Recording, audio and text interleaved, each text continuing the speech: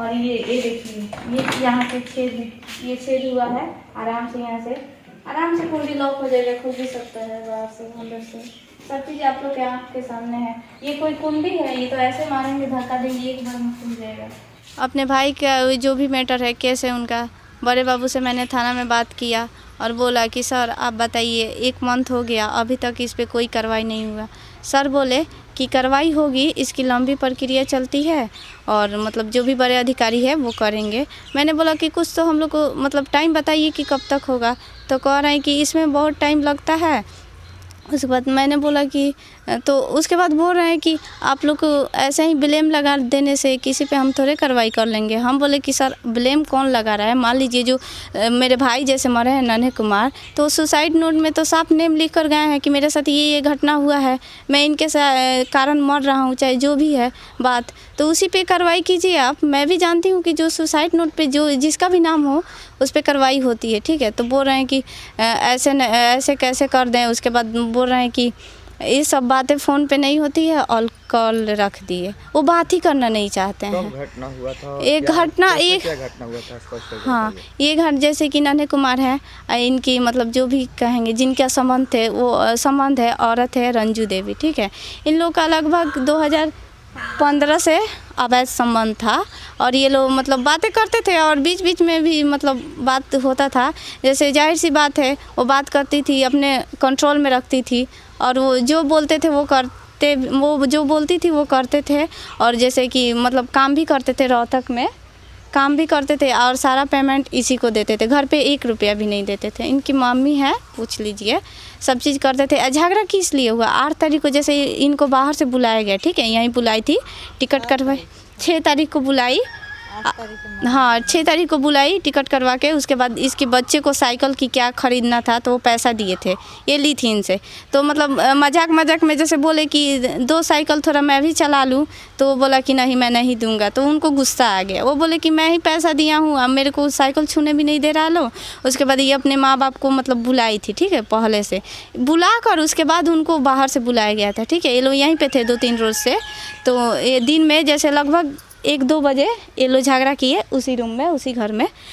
जब झगड़ा हो रहा था तो गांव का कोई नहीं था, इनकी मम्मी और इनकी बहन थी, ठीक है।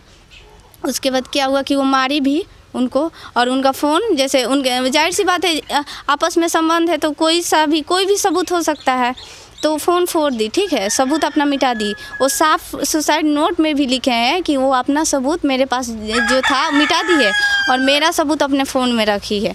फ़ोन फोड़ दी। उसके बाद उसकी मम्मी भी मारी, वो भी मारी, ठीक है। और 8 तारीख को मतलब बाहर, जैसे हम लोग के घर के बाहर उधर नाली टाइप का है, उसी में मार कर पूरा उसकी मतलब वो उसके रंजू देवी नन्हे कुमार के शरीर पे बैठ गई थी और ईंटा से मारकर यहाँ नाक को सब फोड़ दी थी लो, ये लोग पूरा मारी थी लो। लेकिन देखिए उनकी मम्मी और उनकी बहन ये लोग मारपीट नहीं किए, समझा रहे थे, ये लोग मारपीट नहीं किए, मार दिया ला। उसके बाद उनको मतलब पूरा ब्लड निकलने लगा तो ये लोग लेकर आए, उनका मतलब इलाज कराए, यही हुआ।